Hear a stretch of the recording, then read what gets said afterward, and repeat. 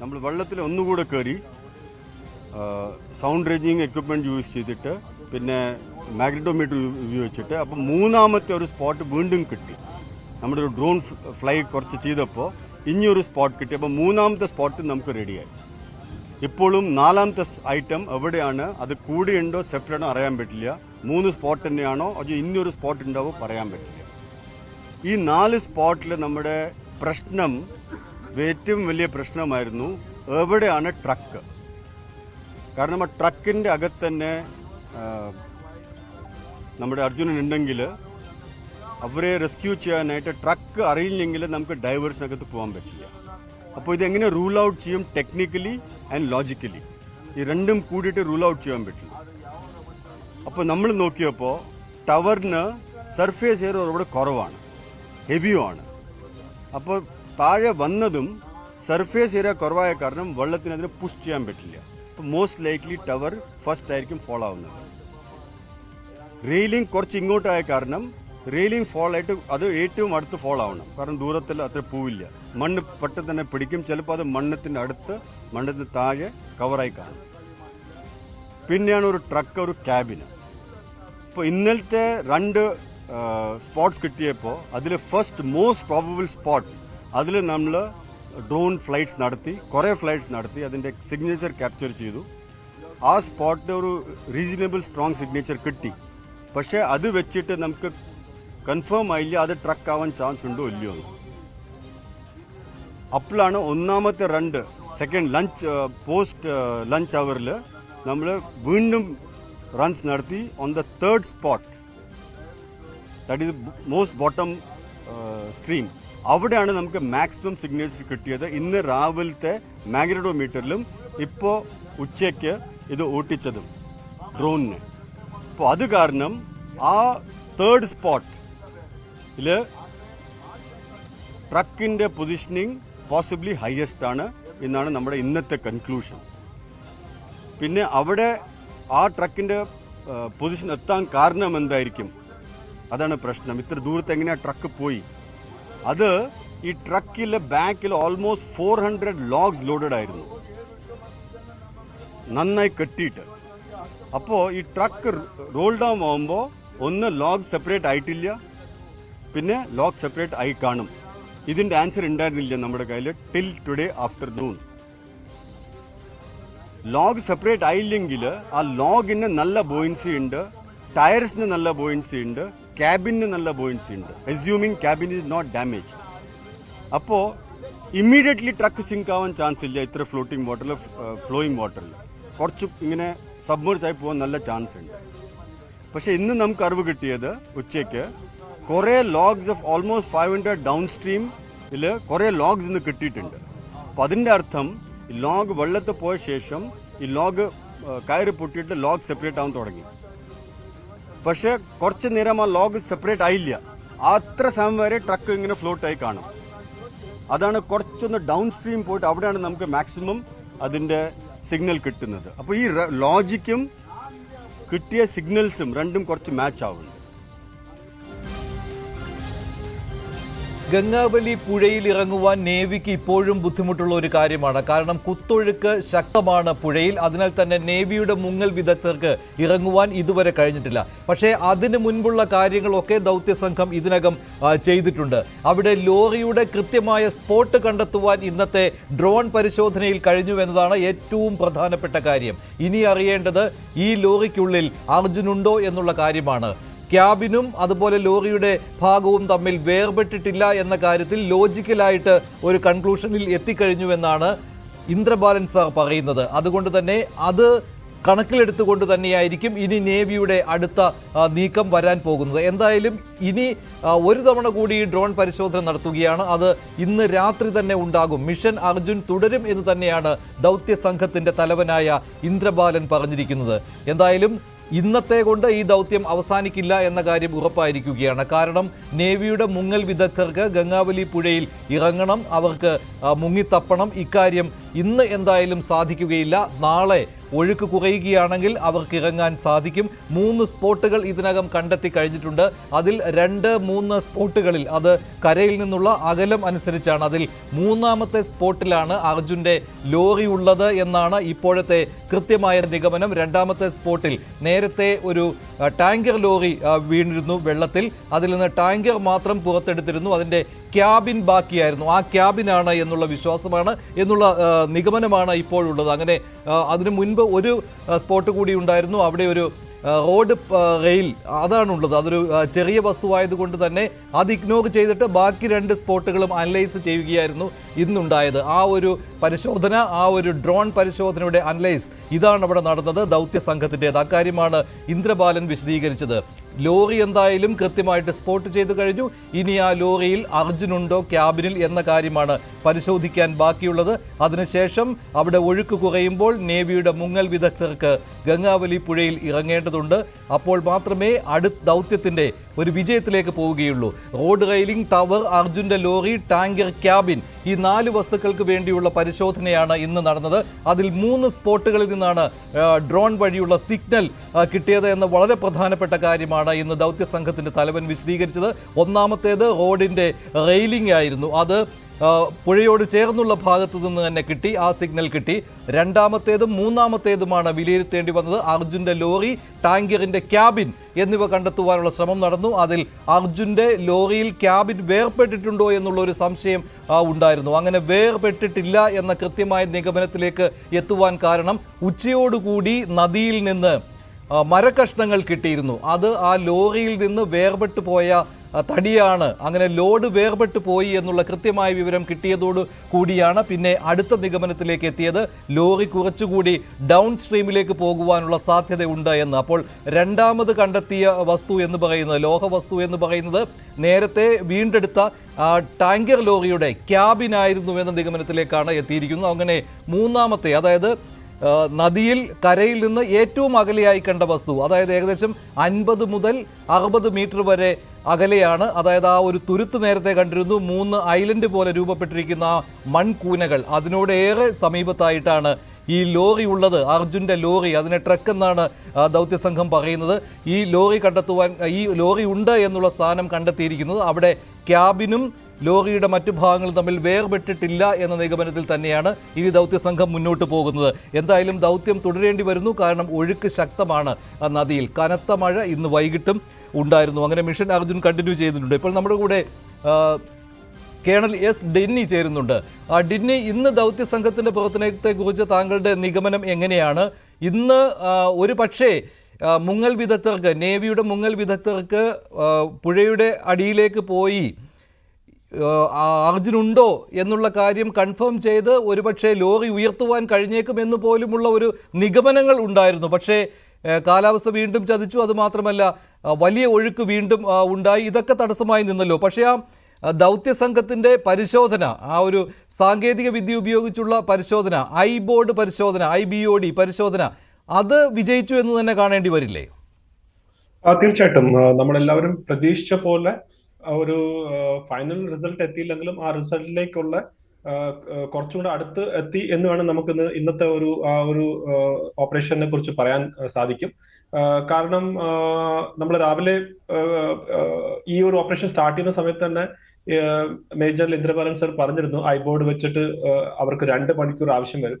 കുറച്ചൊരു കാലതാമസം അത് എത്താൻ വേണ്ടി ഉണ്ടായിരിക്കും. ട്രെയിൻ എങ്ങാണ്ട് താമസിച്ച് വന്നതിന്റെ കാരണം കൊണ്ടായിരിക്കും. അപ്പൊ അത് കഴിഞ്ഞിട്ട് പിന്നെ അവിടുത്തെ കാലാവസ്ഥ കുറച്ച് ഇടയ്ക്ക് പ്രശ്നമായി. അപ്പം ആ ഒരു കൺഫർമേഷൻ ഏകദേശം 4 മണിയോടെ ഒക്കെ ആണ് നമുക്ക് കിട്ടാനുള്ള ഒരു സാധ്യത വന്നത്. പക്ഷെ അത് കഴിഞ്ഞിട്ട് തീർച്ചയായിട്ടും അവിടുത്തെ ആ അടിയൊഴുക്ക് കാരണം നേവൽ ഡൈവേഴ്സിന് താഴെ പോകാൻ പറ്റത്തില്ല എന്നുള്ളത് അത് ഏകദേശം ക്ലിയർ തന്നെയായിരുന്നു. കാരണം അത്രയും ഫാസ്റ്റ് ആയിട്ട് അതിപ്പോ ഇപ്പോഴത്തെ മാത്രമല്ല, ഏകദേശം ഒരു 7-8 ദിവസമായിട്ട് കണ്ടിന്യൂസ് ആയിട്ട് അത് ഫാസ്റ്റ് ആയിട്ട് പോയാണ്. ഇന്ന് കുറച്ചും കൂടെ ഫാസ്റ്റ് ആയി എന്നാണ് റിപ്പോർട്ട് അവിടുന്ന് വരുന്നത്. അപ്പൊ തീർച്ചയായും ഇത് പറഞ്ഞാൽ 2 knots വരെ ഒക്കെ താഴേക്ക് പോവാം. 3 knots കുറച്ചും കൂടെ റിസ്ക് എടുത്ത് പോവാം. പക്ഷെ അതിൽ മുകളിൽ ഹ്യൂമൻലി പോസിബിൾ അല്ല, മനുഷ്യന് ചെയ്യാൻ പറ്റുന്ന കാര്യമല്ല. അപ്പൊ ഇപ്പം അവിടെ ഏകദേശം ഒരു 8 knots ആ ഒരു കറണ്ട് നടക്കുന്നത്. അപ്പം നേവിയെ സംബന്ധിച്ചോളം, ഡൈവേഴ്സിനെ സംബന്ധിച്ചോളം അവർക്ക് താഴെ പോകാൻ സാധിക്കത്തില്ല. ഇന്ന് രാത്രി എനിക്ക് തോന്നുന്നു തെർമൽ ഇമേജസ് ഉപയോഗിച്ച് എന്തെങ്കിലും രീതിയിലുള്ള എന്തെങ്കിലും സിഗ്നൽ, അതായത് ബോഡി അല്ലെങ്കിൽ ലൈവായിട്ടോ അങ്ങനത്തെ എന്തെങ്കിലുമൊക്കെ ഒരു സിഗ്നൽ കിട്ടാനുള്ള ശ്രമം കൂടെ അവർ ഇന്ന് നടത്തുകയാണ്. അപ്പൊ അത് കൺഫർമേഷൻ കൂടെ കഴിഞ്ഞു കഴിഞ്ഞാൽ പിന്നീടുള്ളത് കംപ്ലീറ്റ് ആയിട്ട് നേവി ഡൈവേഴ്സിന്റെ കാര്യമാണ്.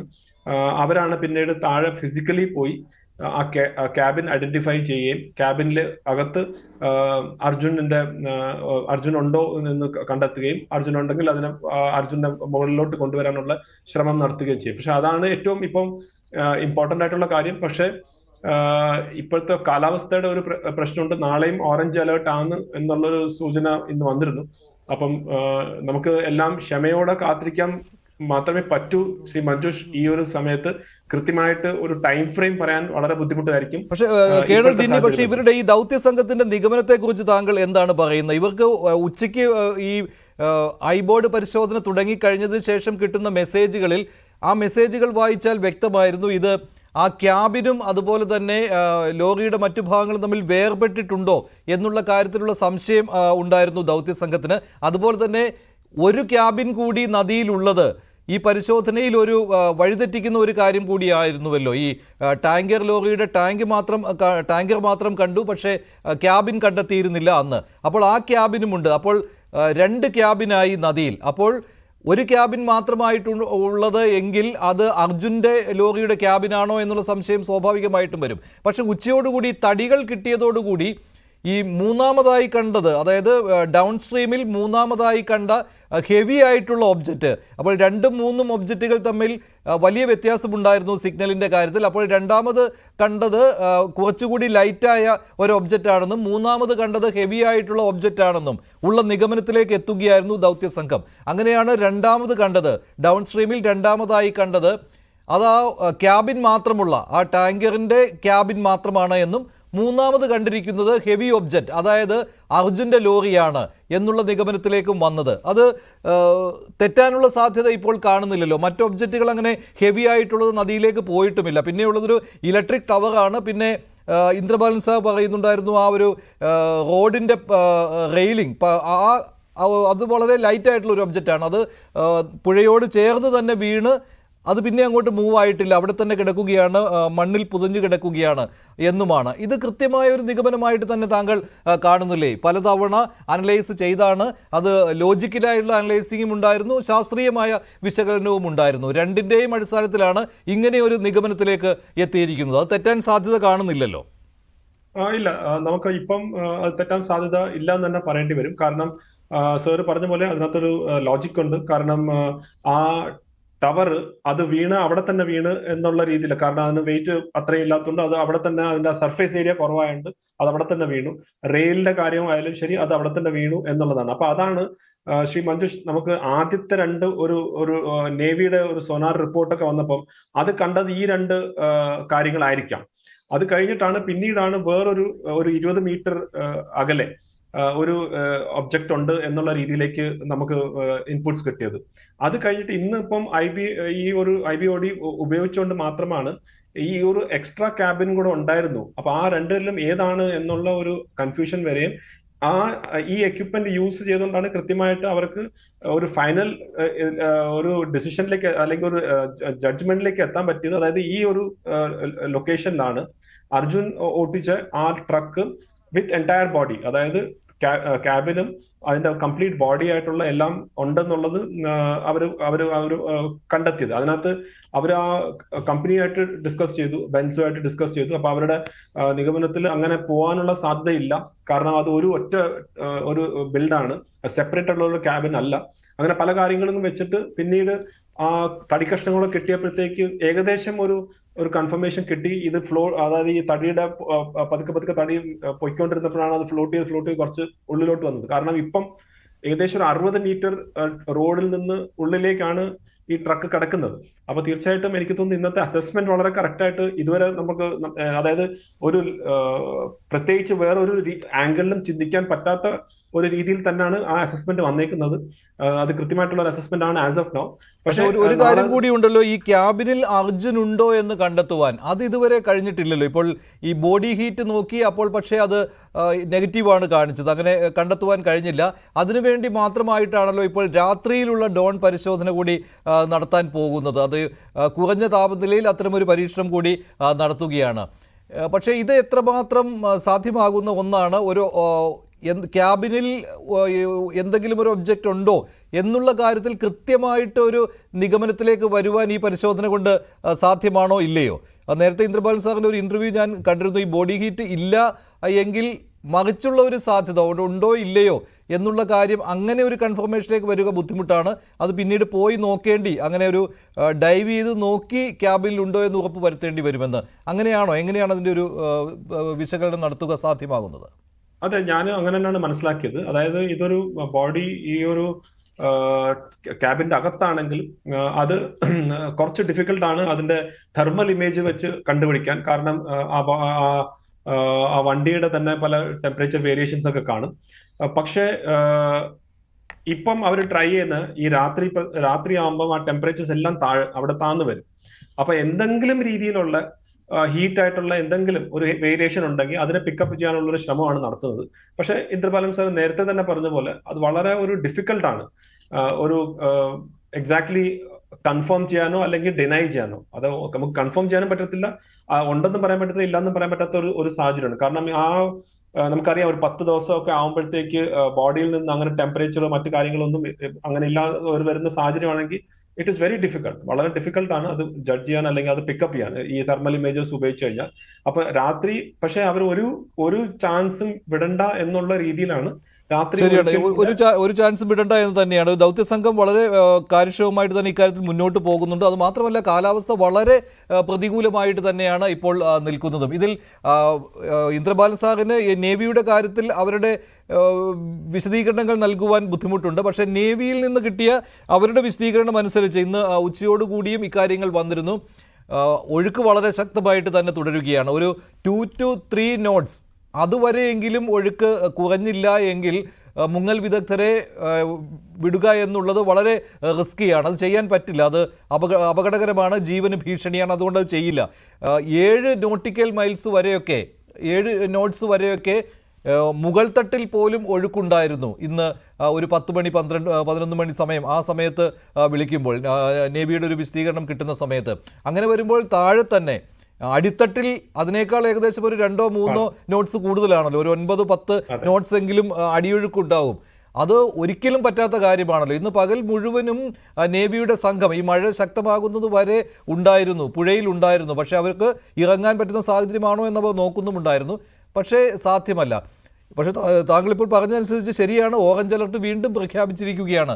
അപ്പോൾ ഇന്നത്തേതിൽ നിന്ന് വ്യത്യസ്തമായിട്ട് ഈ ദൗത്യത്തിൽ എന്തെങ്കിലും മറ്റൊരു രീതി അവലംബിക്കേണ്ടി വരുമോ? എന്തായാലും ഒഴുക്ക് തടസ്സപ്പെടുത്താതെ പറ്റില്ലല്ലോ ഈ എത്ര കൺഫർമേഷൻ കിട്ടിയാലും പുഴയിലേക്ക് ഇറങ്ങുക എന്നുള്ളത്.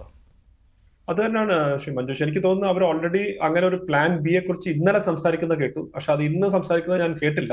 ഓൾദോ കളക്ടറിന്റെ ഒരു സ്റ്റേറ്റ്മെന്റിനകത്ത് ബാർജ് ഉപയോഗിച്ച് ഒരു കുറച്ച് മണ്ണ് മാറ്റുന്ന കുറിച്ചൊക്കെ ഇങ്ങനെ സംസാരം ജസ്റ്റ് ഒരു പാസിംഗിൽ ഞാനിങ്ങനെ കേട്ടു. പക്ഷെ ഇന്നലെ ഞാനിങ്ങനെ മനസ്സിലാക്കിയത് അവരൊരു ടെമ്പററി ബന്ദ് പോലെ കെട്ടി ഈ ഫ്ലോയിനെ ആ ഏരിയയിൽ അറ്റ്ലീസ്റ്റ് ആ ഫ്ലോ കുറച്ചൊന്ന് കുറയ്ക്കുകയാണെങ്കിൽ സ്പീഡ് കുറയ്ക്കാനുള്ള ശ്രമം നടത്താം, അങ്ങനെ ഒരു പ്ലാൻ ഉണ്ട് എന്ന് നമ്മൾ കേട്ടു. പക്ഷെ ഇന്ന് അതിനെ കുറിച്ച് വലിയ സംസാരം വന്നില്ല. കാരണം ഈ ഒരു മഴ പെയ്യുന്ന സമയം വരെ ഈ ഫ്ലോ കാണും. ആ മഴ പോയാലും പെട്ടെന്ന് ആ ഫ്ലോ കുറയില്ല. അപ്പൊ അത് എത്രമാത്രം സമയത്തേക്ക് നമുക്ക് അങ്ങനെ നീട്ടിക്കൊണ്ട് പോകാൻ പറ്റും എന്നുള്ളത് ഒരു ചോദ്യമാണ്. കാരണം ഇപ്പൊ മോൺസൂൺ സീസൺ ആണ്. അപ്പൊ ഈ സീസൺ പെട്ടെന്നൊന്നും അത് കുറച്ചുകൂടെ നാളെ അങ്ങനെ പോകുന്നതാണ്. അപ്പൊ തീർച്ചയായിട്ടും എനിക്ക് തോന്നുന്നു അതിനൊരു പ്ലാൻ ബി എന്നുള്ള നിലയിൽ അവർ ഡെഫിനറ്റ്ലി പ്ലാൻ ചെയ്യായിരിക്കും. ഇപ്പൊ ഓൺ ഗ്രൗണ്ട് അവർ പ്ലാൻ ചെയ്യായിരിക്കും. കാരണം അവിടുത്തെ കറണ്ടിന്റെ ഒന്ന് എങ്ങനെ കുറയ്ക്കാൻ പറ്റും, ഫ്ലോയിനെ എങ്ങനെ കുറയ്ക്കാൻ പറ്റും എന്നുള്ളതിനെ കുറിച്ച് എനിക്കൊന്ന് നാളെ കൂടെ അഥവാ ഇതേ കണ്ടീഷൻ ആണെങ്കിൽ ഡെഫിനറ്റ്ലി അവർ പ്ലാൻ ബിയിലേക്ക് പോകും എന്നാണ് നമുക്ക് ഇപ്പം ഊഹിക്കാൻ സാധിക്കുന്നത്. ബാക്കി അവരാണ് ഓൺ ഗ്രൗണ്ട് എന്ത് ഡിസിഷൻ എടുക്കണം എന്നുള്ളത് അവർ തന്നെ തീരുമാനിക്കും. ഇപ്പോൾ വളരെയധികം ചർച്ച ചെയ്യപ്പെട്ടുകൊണ്ടിരിക്കുന്ന ഒന്നാണല്ലോ ഈ intelligent buried object detection system എന്നുള്ളത്, ഐബോർഡ്. ഇത് വിജയകരമായിരുന്നു എന്ന് തന്നെ കണക്കാക്കാൻ പറ്റുമല്ലോ. അതിനോടൊപ്പം തന്നെ ഒരു തെർമൽ ഇമേജ് സ്കാനിംഗ് ഇല്ലേ, അതുകൂടെ ഇൻബിൽറ്റ് ആയിട്ട് മറ്റൊരു സംവിധാനമായിട്ട് കൂടി കൊണ്ടുവന്നിട്ടുണ്ടായിരുന്നു. ഡ്രോൺ ബേസ്ഡ് സംവിധാനമായിരുന്നു ഇത്. ടെസ്റ്റ് ഡോസ് ആയിട്ട് പലയിടങ്ങളിലും ഉപയോഗിച്ചിട്ടുണ്ട്. അത് ഇന്ദ്രബാലൻ സാർ പറയുന്നുമുണ്ടായിരുന്നു. ഇവിടെ അത് സക്സസ് ആയി തീർന്നു എന്ന് ഉറപ്പിക്കണമെങ്കിൽ ഈ ദൗത്യം അതിൻ്റെ ഒരു ലക്ഷ്യം കാണണം ഇല്ലേ? ഇതൊരു പാർഷ്യലി വിജയം എന്നല്ലേ പറയാൻ പറ്റുള്ളൂ? അതെ അതെ, ഇപ്പം as of now on along the right path, അതായത് ഒരു ശരിയായ ദിശയിലാണ് പോകുന്നതെന്ന് ഇതുവരെ പറയാം. പക്ഷെ അതിന്റെ ഫൈനലായിട്ട് നമുക്ക് കോൺക്രീറ്റ് എവിഡൻസ്, അതായത് ഈ ഡ്രൈവേഴ്സ് താഴെ പോയി കൃത്യമായിട്ടുള്ള ലൊക്കേഷൻ ആണെന്ന് അവർ കൺഫേം ചെയ്യുമ്പം അത് കഴിഞ്ഞിട്ട് നമുക്ക് തീർച്ചയായിട്ടും 100% പറയാം.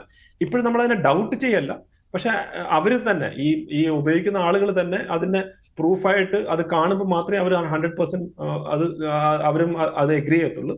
ബട്ട് അതിൽ തെറ്റാനുള്ള വലിയ സാധ്യത ഈ ഒരു ടൈമിൽ നമുക്കാർക്കും എനിക്ക് തോന്നുന്നില്ല അങ്ങനെ എന്തെങ്കിലും സംഭവിക്കുക. പക്ഷെ ഇത് ഞാൻ പറഞ്ഞ പോലെ എവിഡൻസ് കണ്ടു കഴിഞ്ഞാൽ മാത്രമേ നമുക്കെല്ലാം 100% ഷുവർ ആണെന്ന് പറയാൻ സാധിക്കൂ.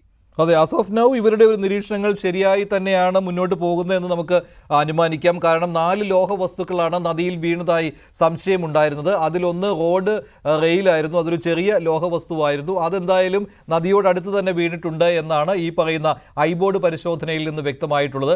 രണ്ടാമത്തെ ഡൗൺ സ്ട്രീമിൽ അടുത്തതായിട്ട് കണ്ടത് അതിനേക്കാൾ കുറച്ചുകൂടി ഹെവി ആയിട്ടുള്ള ഒരു വസ്തുവാണ്. അത് നേരത്തെ അവിടെ നിന്നൊരു ടാങ്കർ കണ്ടെടുത്തിരുന്നു, അതിൻ്റെ ക്യാബിനാണ് എന്നുള്ള നിഗമനത്തിലേക്ക് എത്തിയിരിക്കുന്നു.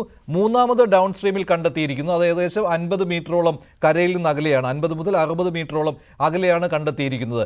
അത് എന്ന് പറയുന്നതാണ് ഈ അർജുൻ്റെ ലോറി. അത് ക്യാബിൻ വേർപെട്ടിട്ടില്ല എന്ന് തന്നെയാണ്. ഒരു വേള സംശയമുണ്ടായിരുന്നു ക്യാബിൻ വേർപെട്ടിട്ടുണ്ടോ എന്ന്. ഉച്ചയ്ക്ക് അങ്ങനെയായിരുന്നു, ആ രീതിയിലുള്ള മെസ്സേജ് ആയിരുന്നു വന്നത്. അത് ഒരുപാട് നേരം അവർക്ക് വിലയിരുത്തേണ്ടി വന്നു. അതിനിടെയാണ് ആ തടിക്കഷ്ണങ്ങൾ നദിയിൽ നിന്ന് ഏകദേശം 5 കിലോമീറ്റർ അകലെ നിന്നാണ് ഈ തടിക്കഷ്ണങ്ങൾ കിട്ടിയത്. അത് കിട്ടിയെന്ന വിവരം വന്നതോടുകൂടി അതുപോലെ തന്നെ ഭാരത് ബെൻസിൽ നിന്ന് ഒരു സ്ഥിരീകരണം വരികയും ചെയ്തു. അങ്ങനെ വേർപെട്ട് പോകുവാനുള്ള ഒരു സാധ്യതയുമില്ല, ആ രീതിയിലുള്ള മെക്കാനിസമാണ് ഉള്ളത് ലോറിയിൽ എന്ന്. അതുകൊണ്ട് തന്നെ അങ്ങനെ ഒരു നിഗമനത്തിലേക്ക് എത്തി. പക്ഷേ ടാങ്കർ ലോറിയുടെ കാര്യം അങ്ങനെയല്ല, ക്യാബിൻ വേർപെടാം, ആ രീതിയിലുള്ള ബിൽറ്റാണുള്ളത്. അതുകൊണ്ട് തന്നെ രണ്ടാമത്തെ വസ്തു എന്ന് പറയുന്നത് ഈ ടാങ്കർ ലോറിയുടെ ക്യാബിനാണ് എന്ന നിഗമനത്തിൽ വന്നിരിക്കുന്നു. മൂന്നാമതാണ് ഈ അർജുൻ്റെ ലോറി കിടക്കുന്നത്. അതിൻ്റെ ഒരു സ്ഥാനവും ഏകദേശം തന്നെ എങ്ങനെയാണ് അതിൻ്റെ കിടപ്പ് എന്നുള്ള കാര്യത്തിൽ ഒരു അനുമാനത്തിലേക്ക് വന്നു കഴിഞ്ഞു. കൂടുതൽ ഈ ഇമേജുകൾ വിലയിരുത്തിക്കൊണ്ടിരിക്കുകയാണ്. ഇന്ന് രാത്രിയും അവരുടെ കൂടിയാലോചനകളുണ്ട്, അതിനുശേഷമായിരിക്കും. പക്ഷേ നേവിയുടെ മുങ്ങൽ വിദഗ്ധർക്ക് ഇങ്ങനെ കുറച്ച് തടസ്സങ്ങൾ അവിടെ ബാക്കി നിൽക്കുകയാണ്. ഇപ്പോൾ ശ്രീ രവീന്ദ്രൻ, അദ്ദേഹം അർജുൻ്റെ അയൽവാസിയാണ്. ശ്രീ രവീന്ദ്രൻ, ഇന്നത്തെ ഈ സെർച്ച് ഓപ്പറേഷൻ കണ്ടിട്ട് എന്താണ് താങ്കൾക്ക് പറയുവാനുള്ളത്?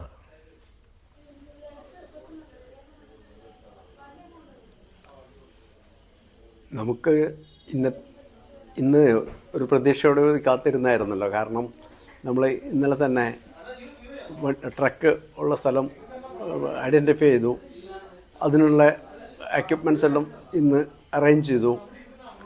ആ നിലയ്ക്ക് ഇന്ന് പ്രതീക്ഷയോടുകൂടി തന്നെ നമുക്ക് അർജുൻ്റെ ട്രക്കും അർജുനെയും വീണ്ടെടുക്കാൻ കഴിയും എന്ന പ്രതീക്ഷയിൽ ആയിരുന്നു, ഒരു ആത്മവിശ്വാസം ഉണ്ടായിരുന്നു. പക്ഷേ എന്താ പറയണ്ടേ, നമ്മളുടെ ഇന്നത്തെ അവിടുത്തെ കാലാവസ്ഥയും അവിടുത്തെ അടിയൊഴുക്കും വെച്ച് നമുക്ക് വേണ്ടത്ര അത് പുരോഗമിക്കാൻ കഴിഞ്ഞില്ല. ആ നിലയ്ക്ക് ആരെയും കുറ്റം പറയാനോ അല്ലെ മറ്റുള്ള ഒരു രൂപത്തിലൊന്നും നമ്മൾ കാണാൻ പറ്റില്ല. എന്തായാലും നമ്മളെ ലക്ഷ്യം അർജുനെയും ആ ട്രക്കും കണ്ടെത്തുക എന്നതാണ്. അതിനുശേഷം മാത്രമേ ഞാനും അല്ലെങ്കിൽ നമ്മളുടെ ഈ മാധ്യമ സുഹൃത്തുക്കളും നാട്ടുകാരും ഈ നമ്മുടെ ഇതിനു വേണ്ടി പ്രാർത്ഥിക്കുന്ന എല്ലാ മനുഷ്യന്മാരും അതിൽ നിന്ന് പുറകോട്ട് പോവുള്ളൂ.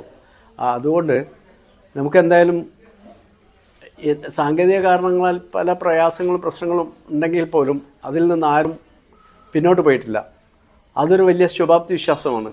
അപ്പോൾ ആ നിലയ്ക്ക് നമുക്ക് വേണ്ട കാര്യങ്ങൾ ചെയ്ത് അല്ലെങ്കിൽ മറ്റ് സജ്ജീകരണങ്ങൾ ആവശ്യമുള്ളതായിട്ടുള്ള ഓരോ ഇതും ഈ കോർഡിനേഷൻ കമ്മിറ്റി അല്ലെ ഈ കോർഡിനേഷൻ നടക്കുന്നുണ്ട് എന്നാണ് അനുമാനിക്കാൻ കഴിയുന്നത്. ഇപ്പോൾ ഏറ്റവും പുതുതായിട്ട് ഇന്ദ്രബാലൻ സാറിന്റെ ദൗത്യ സംഘത്തിന്റെ തലവനായ ശ്രീ ഇന്ദ്രബാലന്റെ ഒരു മെസ്സേജ് വന്നിരിക്കുന്നത്, lashing rain and wind hits ground station, safety of drones and crew precludes further night operations എന്നാണ്. അതായത് ഒരു ഇമ്പോസിബിൾ ആക്കി മാറ്റിയിരിക്കുകയാണ് എന്നാണ്.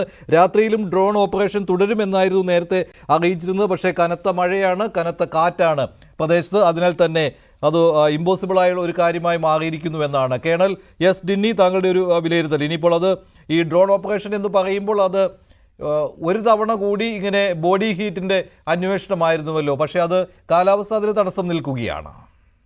തീർച്ചയായിട്ടും അവിടെ മഴ വന്ന് കഴിഞ്ഞാൽ ഡ്രോൺസിന് ഉപയോഗിക്കാൻ പറ്റില്ല. അത് കാരണമായിരുന്നു ഇന്ന് കുറച്ചെങ്കിലും പകലും കുറച്ച് ഡിലേ ആയത്. അപ്പൊ രാത്രി അവിടെ ഡ്രോൺസ് ഉപയോഗിക്കാൻ പറ്റാത്തൊരവസ്ഥ തന്നെയാണ്. അതുകൊണ്ടാണ് എനിക്ക് തോന്നുന്നു ഇന്നത്തേക്ക് ഇനി ഓപ്പറേഷൻസ് രാത്രിത്തെ ആ തെർമൽ ഇമേജ് വെച്ച് ചെയ്യാനുള്ള ഒരു കൺഫർമേഷന് വേണ്ടി അവർ പറഞ്ഞു. വലിയ സാധ്യതയില്ലാത്ത കാര്യമാണ്, പക്ഷെ വീണ്ടും ഒരു കാര്യം ഒന്നുകൂടെ ശ്രമിച്ചു നോക്കാം, സോ ദാറ്റ് ഒരിക്കൽ ഒരു ഡൗട്ടും ഇല്ലാത്ത രീതിയിൽ ചെയ്യാമെന്നുള്ള ഒരു പ്ലാനിലേക്ക് പോയത്. പക്ഷെ അത് ഈ ഒരു മഴ കാരണം അത് മാറ്റിവെക്കേണ്ടി വരുന്നു. പക്ഷെ ശ്രീ മഞ്ജുഷ്, ഞാൻ വേറൊരു കാര്യം ജസ്റ്റ് ഒരു കാര്യം ഇവിടെ പറയാൻ ആഗ്രഹിക്കുന്നത്, അതായത് ഇന്ന് നമുക്കിപ്പം ആ മരങ്ങൾ അല്ലെങ്കിൽ ആ തടി കഷ്ണം കിട്ടി, അത് 5 കിലോമീറ്റർ ഡൗൺ സ്ട്രീമിലാണ് കിട്ടിയേക്കുന്നത്. അത് ഏതോ ഒരു വീടിന്റെ അവിടെ വന്ന് അതവിടെ കിടക്കുകയാണ്. പക്ഷെ എന്റെ ഒരു ചോദ്യം അല്ലെങ്കിൽ ഒരു ചിന്ത, എന്തുകൊണ്ട് ഈ ഡിസ്ട്രിക്ട് അഡ്മിനിസ്ട്രേഷൻ ഇങ്ങനെ ഒരു സംഭവം നടന്ന സമയത്ത് ഈ 2 ബാങ്ക്സിൽ അല്ലെങ്കിൽ ഈ പുഴയുടെ തീരത്ത് 5 കിലോമീറ്റർ അവരവിടെ ഒരു സെർച്ച് നടത്തിയിരുന്നെങ്കിൽ, ഈ അതായത് 16-ാം തീയതി ഈ ഇൻസിഡന്റ് നടക്കുന്നത്, 17-ാം തീയതി അല്ലെങ്കിൽ 18-ാം തീയതി നടത്തിയിരുന്നെങ്കിൽ, അതായത് എന്തെങ്കിലും ഇങ്ങനത്തെ തടിക്കഷ്ണങ്ങൾ പോയിട്ടുണ്ടോ എന്ന് ഒന്ന് അന്വേഷിച്ചിരുന്നെങ്കിൽ ഈ തടിക്കഷ്ണങ്ങൾ കിട്ടുമായിരുന്നോ ഇല്ലത്? അത് ഇത് എനിക്ക് തോന്നുന്നു നിങ്ങളെ റിപ്പോർട്ടേഴ്സ് അവിടെ പോയെന്ന് എനിക്കറിയില്ല. അവിടുത്തെ റിപ്പോർട്ടേഴ്സ് ഞാൻ മനസ്സിലാക്കിയത് ഇത് അന്ന് തന്നെ ഇതിങ്ങനെ ഒഴുകി വരുന്നതായിട്ട് അവർ കണ്ടു എന്നാണ് റിപ്പോർട്ട് വന്നത്. അപ്പം നാട്ടുകാരെങ്ങനെയാണ് പറഞ്ഞത്?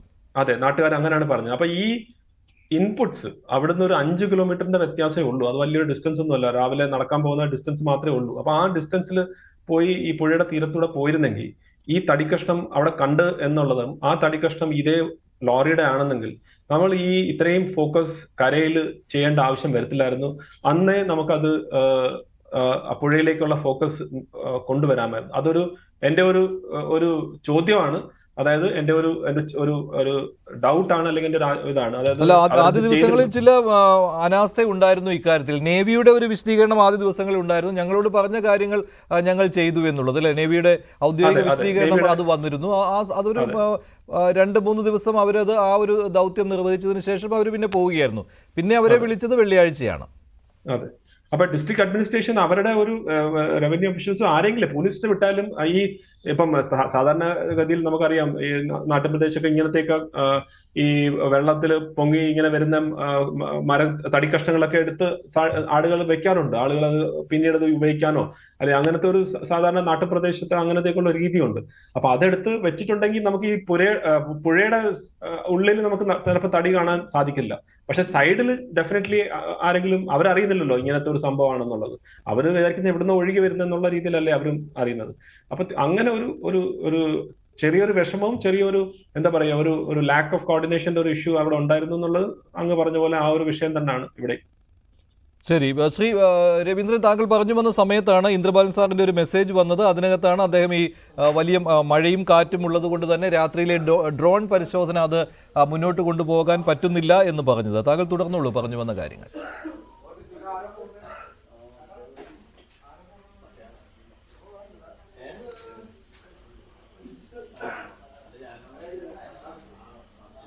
ശ്രീ രവീന്ദ്രൻ, കേൾക്കാമോ? കേൾക്കാം സാർ. ഇപ്പോൾ പ്രതീക്ഷ എന്ന് പറയുമ്പോൾ നമുക്കെല്ലാം പ്രതീക്ഷിച്ചിരിക്കാം എന്ന് മാത്രമേ ഉള്ളൂ. അത് താങ്കളുടെ വാക്കുകളിലുമുണ്ട്. പക്ഷേ ഈ ദൗത്യം വൈകിയോ എന്ന് ചോദിച്ചാൽ അങ്ങനെയും പറയേണ്ടി വരും. പക്ഷേ ഇപ്പോൾ അവർ അവരുടെ എഫേർട്സ് മുഴുവൻ, അവരുടെ കഴിവ് മുഴുവൻ പ്രകടിപ്പിക്കുന്നുണ്ടല്ലേ? അവരുടെ എല്ലാ സംവിധാനങ്ങളും ഉപയോഗിക്കുന്നുമുണ്ട്.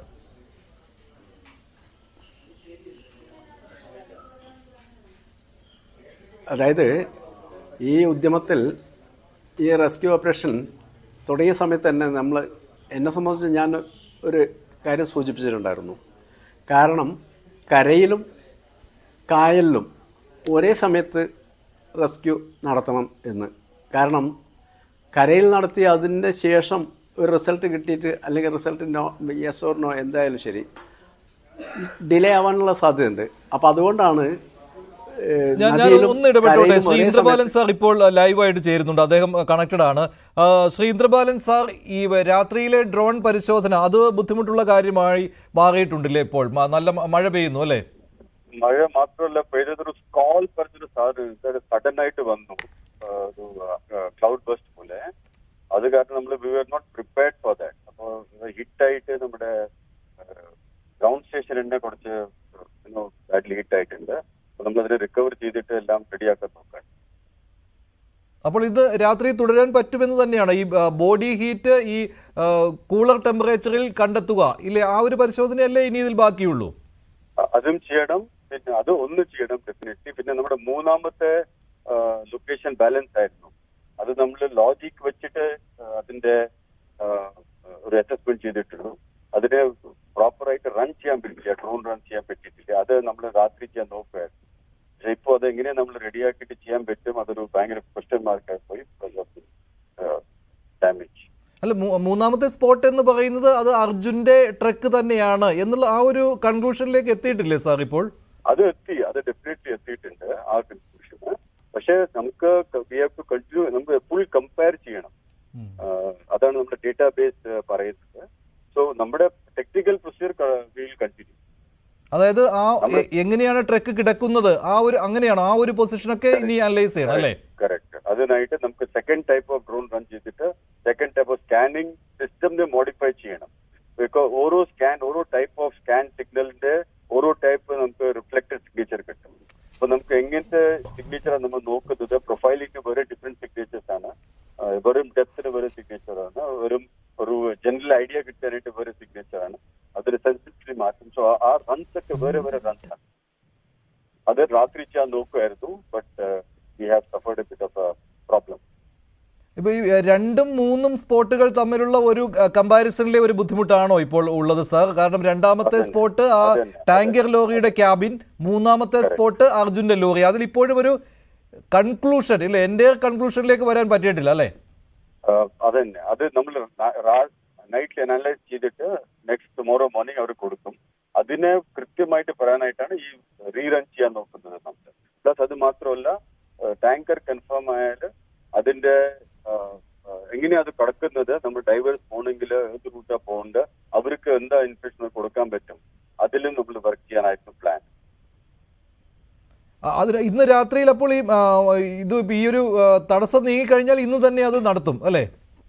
അത് ഇന്ന് രാത്രി കിടക്കാൻ പറ്റുന്ന അറിയില്ല. ബിക്കോസ് മഴ നിന്നാലും നമുക്ക് കുറച്ച് ഡാമേജസ് ആയിട്ടുണ്ട്, അത് ശരിയാക്കിയിട്ടേ പറ്റുള്ളൂ. പിന്നെ മറ്റൊരു കാര്യം സാർ, ഈ എക്സാക്ട് ലൊക്കേഷൻ സ്പോട്ട് ചെയ്ത് എക്സാക്റ്റ് ആയിട്ട് പൊസിഷൻ കണ്ടാലും നേവിയുടെ കാര്യമോ സാർ? നേവിക്ക് ഇറങ്ങാൻ പറ്റേണ്ടേ അവിടെ? ഡൈവേഴ്സിന് ഇറങ്ങാൻ പറ്റേണ്ടേ? അദ്ദേഹം സ്പോട്ടിൽ നിന്ന് തന്നെയാണ് സംസാരിച്ചത്. ചില തടസ്സങ്ങൾ ഇപ്പോഴുണ്ട്. അതിൽ ശ്രീ കേണൽ എസ് ഡിനി താങ്കൾ ഉണ്ടെങ്കിൽ താങ്കൾ ലൈവായിട്ട് ഇപ്പോൾ അതേ കട്ടാണ്. എന്തായാലും ഇതാണ് ഏറ്റവും ഒടുവിലത്തെ പൊസിഷനായിട്ട് ശ്രീ ഇന്ദ്രബാലൻ പറയുന്നത്, ദൗത്യസംഘത്തിൻ്റെ തലവൻ. ആ 2ഉം 3ഉം സ്പോട്ടുകൾ തമ്മിലുള്ള കമ്പാരിസൺ, അതിൽ കുറച്ചുകൂടി കാര്യങ്ങൾ, കുറച്ചുകൂടി കൺക്ലൂഷനിലേക്ക് വരാൻ ബാക്കിയുണ്ട്. അതോടൊപ്പം തന്നെയാണ് ഈ ബോഡി ഹീറ്റ് കൂളർ ടെമ്പറേച്ചറിൽ ഐഡൻറ്റിഫൈ ചെയ്യാനുള്ളത്. അതിനുള്ളിൽ അർജുൻ്റെ സാന്നിധ്യം, അതേക്കുറിച്ചും ഉള്ള ആ ഒരു ഉറപ്പിക്കൽ, അതിലേക്ക് പോകുന്നതിന് വേണ്ടിയായിരുന്നു രാത്രിയിലും ഈ ഡ്രോൺ പരിശോധന തുടരും എന്ന് ദൗത്യസംഘം തീരുമാനിച്ചത്. അതിനിപ്പോൾ ഒരു താൽക്കാലികമായി ഒരു തടസ്സം വന്നിരിക്കുകയാണ്. വർക്ക് സ്റ്റേഷനിലും കുറച്ച് പ്രശ്നങ്ങൾ വന്നിട്ടുണ്ട്. അതിനാൽ തന്നെ അത് റെക്ടിഫൈ ചെയ്തുകൊണ്ട് മുന്നോട്ട് പോകുവാനുള്ള ഒരു നീക്കം, ഒരു ശ്രമം അവിടെ നടത്തിക്കൊണ്ടിരിക്കുകയാണ്. അത് ശരിയാകുമെന്ന് തന്നെയാണ് ശ്രീ ഇന്ദ്രബാലൻ പറയുന്നത്. അദ്ദേഹത്തിൻ്റെ നേതൃത്വത്തിലുള്ള ദൗത്യസംഘം ഇന്ന് രാവിലെ മുതൽ തന്നെ ഈ ഒരു പരിശോധനയ്ക്ക് വേണ്ടി തയ്യാറെടുത്തു വരികയായിരുന്നു. 1 മണിക്കാണ് ഈ ഡ്രോൺ പരിശോധന തുടങ്ങിയത്. ഐബോർഡ് സിസ്റ്റം എന്ന ആധുനിക സംവിധാനം ഉപയോഗിച്ചുകൊണ്ടുള്ള ഈ പരിശോധന തുടങ്ങിയത്.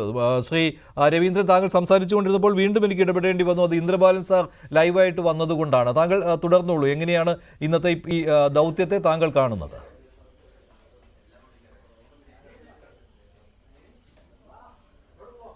നമ്മളോട് ഇപ്പം ഇന്ദ്രബാലൻ സാറ് പറഞ്ഞല്ലോ, ഈ 3rd പോയിന്റിലാണ് അർജുൻ്റെ ട്രക്കും ഉള്ളതെന്നുള്ളത്.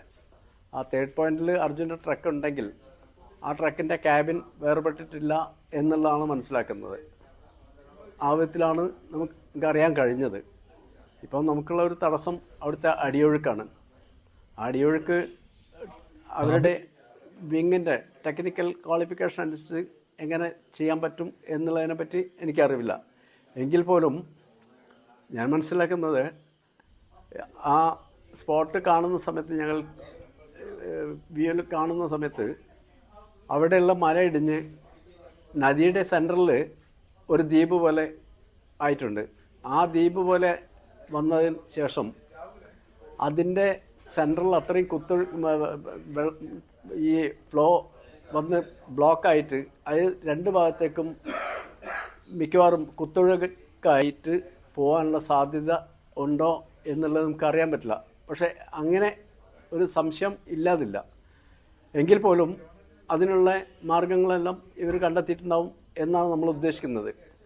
ആ വിധത്തിൽ ചെയ്യുന്നതോടൊപ്പം തന്നെ നമ്മൾ ഈ തടി കഷ്ണം കിട്ടിയ ഭാഗങ്ങളിൽ എവിടെയെങ്കിലും മറ്റ് സെർച്ചുകൾ എന്തോ നടത്തിയിട്ടുണ്ടോ എന്നുള്ളത് നമുക്കറിയില്ല.